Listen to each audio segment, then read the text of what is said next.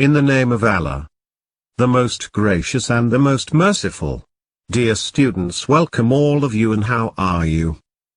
Today we will start the Unit 5 Plants and Photosynthesis. Today we will complete following topics: the importance of plants and its different parts, the structure of leaf. After this lesson you will be able to identify the different parts of plants, the importance of plants, to identify the structure of leaf, and to explain the functions of different parts of leaf. First we will discuss the importance of plants in our daily life. Trees, bushes, grasses and flowering plants makes our surroundings look attractive, but plants have a much more important role. Plants are our food chain, and without them we would die. Plants contribute to their environment by providing oxygen, improving air quality, climate improvement, conserving water, preserving soil, and supporting wildlife. Now we will identify the different parts of plants. Roots. Roots are the important and underground part of a plant, which are collectively called the root system. Stem.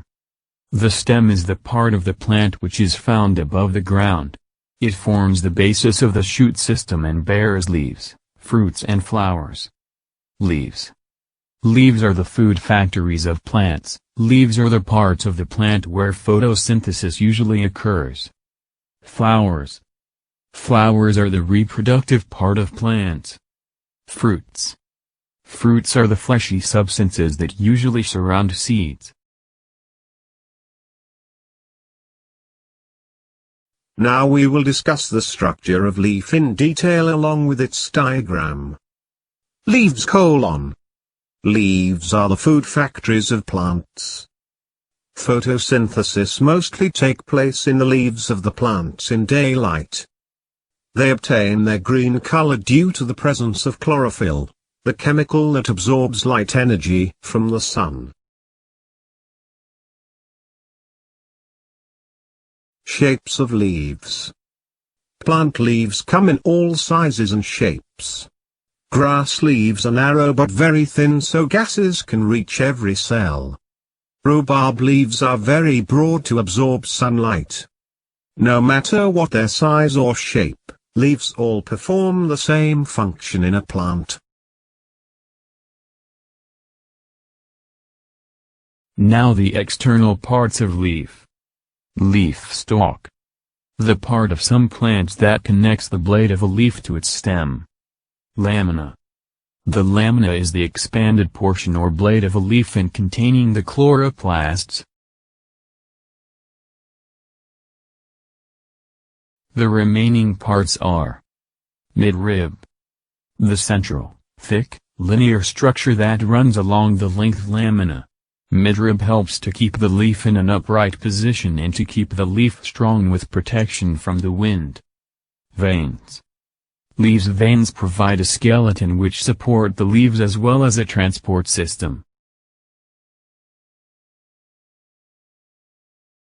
Now we will focus on internal structure of leaf. Inside a leaf. The upper skin or epidermis is the outer layers of cells covering the leaf.